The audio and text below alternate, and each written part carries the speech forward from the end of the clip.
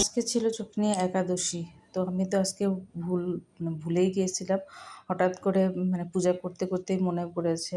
তো যাই হোক, ঠাকুরের কৃপা একাদশীটা মিস হয়নি, এটাই অনেক, যে পূজা করতে করতেই মনে পড়েছে। তো নমস্কার বন্ধুরা, রিভার্স ডিমে সকলকে স্বাগতম। তোমরা সবাই কেমন আছো? আমি তোমাদের আশীর্বাদ ঠাকুরের কৃপায় ভালোই আছি। তো দেখতে থাকো আজকের ভিডিওটা, আশা করি ভালো লাগবে। তো সকালবেলা কিন্তু সকালের সকল কর্ম শেষ, বাসি কাজটা যা ছিল, স্নান পূজা সব কিছু কমপ্লিট করে নিয়ে চলে আসলাম একটু সিঁদুর করার জন্য। ভাবতে তারপরে একটু রান্না করব। আর মেয়ে আজকে একাদশী থাকবে না, কারণ ওর শরীরটা অনেক খারাপ। আজ 3 দিন যাবৎ থেকে একটু একটু করে জ্বর হচ্ছে আর শরীরটা ভীষণ দুর্বল। তারপরেও থাকতে চেয়েছিল, আমি একটু না করলাম। যেভাবে করে না যদিও করতে হয় না, কিন্তু অগত্যা যেহেতু ওর প্রাইভেটও আছে এখন থেকে, এভাবে করে শরীর খারাপ করলে সমস্যা। আর খাওয়া দাওয়ার খুবই বেশি অনিয়ম করে মেয়ে, সেই কারণে আরও বেশি অসুস্থ ফিল করতেছে। তো যাই হোক, এখন চলে আসলাম রান্না করার জন্য। তো ওর জন্য একটু ভাত রান্না করব। আর ফ্রিজে কিন্তু তরকারি ছিল, সেই তরকারিটা দিয়েই ও খাবে। আর এদিকে আমি আমারও কিছু করে নেব। আর আমারও শরীরটা একটু খারাপ, তাছাড়া আমি সচরাচর আমার জন্য তেমন একাদশী তেমন কিছু করি না। এবং আজকে অবশ্য একটু আলু ফ্রাই করব আর একটু সাবুও রান্না করব। কারণ ওই যে বললাম, আমার শরীরটা ভীষণই দুর্বল লাগতেছে, মনে হচ্ছে চোখ মাথা ঘুরাইতেছে, শরীর ভীষণ দুর্বল। তো চেহারাটা দেখলে তো কেউ বলবে না যে দুর্বল, কিন্তু সেটা তো কোনো বিষয় না। বিষয়টা হচ্ছে শরীর তো আর চেহারা দেখে বোঝা যায় না। তো যাই হোক, আমি এখন এই আলুগুলো সবগুলো এখন কেটে নেব। কিছু আলু ঝুরি করে নেব, আবার কিছু আলু নেব হচ্ছে একটু ফ্রাই করার জন্য কেটে নেব। দেখো, সবগুলো আলুই আমি এখন বসে বসে কেটে নিচ্ছি, আর তারপরে উঠাই দিব রান্না। তো দেখো, আমার কিন্তু আলু ঝুরি করাও প্রায় শেষের দিকে। আর কিছু কিছু আলু আলাদা করে রয়েছে। এখন এই আলুটা হচ্ছে ভাজির জন্য, মানে সবজি দিয়ে করব, সেটার জন্য। আবার সবজি না, সাবু দিয়ে করব, আর একটু আলাদা আলু ফ্রাই করব। তো সন্দেহলবণ সাবু আলু সবগুলো দেখো ভেজানো আছে। তো সবগুলো, আর আমি অতগুলো আলু যেগুলো ছিল সেগুলো অতগুলো সব নিলাম না, অর্ধেকটা একটু পরিমাণ নিয়েছি, কারণ যেগুলো সাবুর মধ্যে দেবো। তো এইদিকে দেখো চুলাটা অন করে নিলাম। আর এখানে যে তোমাদের দাদা তেল নিয়ে আসছে একটা, ওই সূর্যমুখী তেলের মতনই। এই তেলটা অনেক ভালো, এটা নাকি একাদশীতে খাওয়া যায়। তো এইটাই নিয়ে আসছে। তো সেই তেল দিয়েই রান্না করব। এটা কিন্তু সয়াবিন তেল না, ভেষজ তেল আর কি। তো যাই হোক, আমি সেটা দিয়েই করতেছি। একটু জিরে, শুধুমাত্র একটু জিরে ফোড়ন দেবো, যেহেতু হলুদ টলুদ কিছু দেওয়া যাবে না। ফ্রাইটা করে নেব, একটু মরিচ দেবো একটু বেশি করে, তাছাড়া ভালো লাগে না।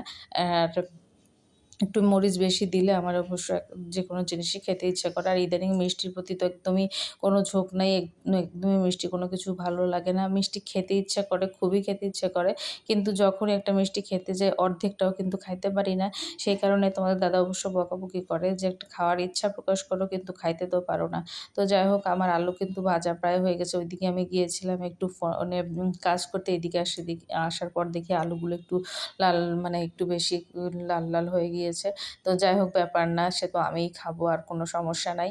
দেখো, আমার আলু ফ্রাই কিন্তু কমপ্লিট। আর এই আলু ফ্রাইটা কিন্তু মেয়েও পছন্দ করে। ও দুপুরে অবশ্য ভাতের সঙ্গে এই আলু ফ্রাইটা, ওর তরকারি ছিল, আর সঙ্গে একটা কিন্তু ডিমও ভেজে দিয়েছিলাম। অবশ্য আমার এসব রান্নার পরে তারপরে ওর জন্য একটু ডিম ভেজে দিলাম, আর ও দিয়েই সেটা ভাত করে।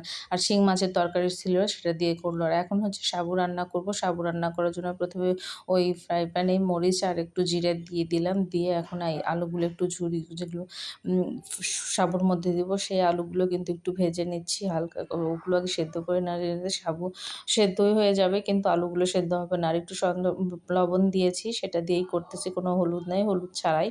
যেহেতু একাদশী করার খাবারটাও সেহেতু হলুদই করতে হয়। আসলে একাদশীতে এত কিছু আমি করি না, ওই যে বললামই তো, খারাপ লাগতেছে, শরীর খারাপ লাগতেছে ভীষণই।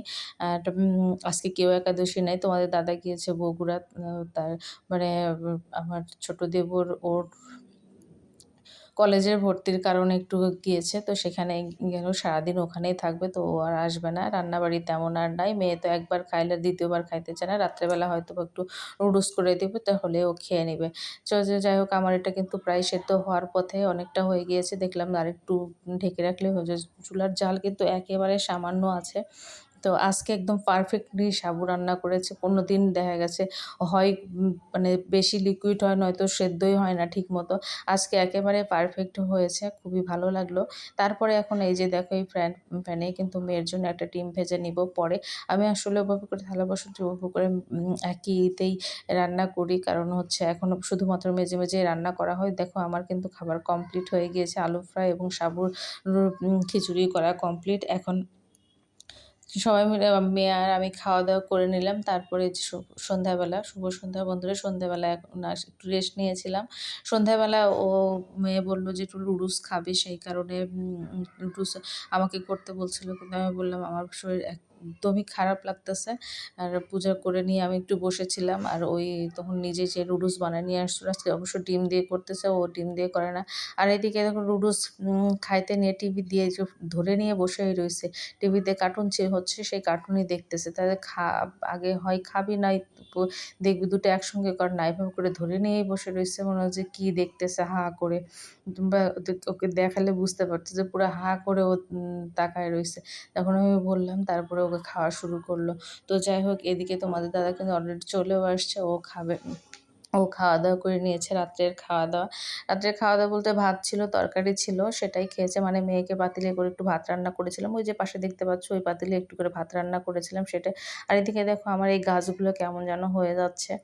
মানে ভেতরে ভালোই হচ্ছে না, দিলেও মরে যাচ্ছে। আর এখানে এই যে এই গাছগুলো এখানে রেখেছি, এটা একটু ভালো করে শিকড় গজালে তারপরে অন্য জায়গায় চেঞ্জ করব। তো তোমার দাদা বলছিল একটু দুধ খাবে। তা আমার আর ধৈর্য কুলাইতেছিল না যে একটু দুধ জাল দিই। তারপরে যাই হোক খেতে চাইছে, আমি একটু দুধ সুন্দর করে জাল দিয়ে দিচ্ছি। আর তারপরে এখন ওকে দিয়েও দিব।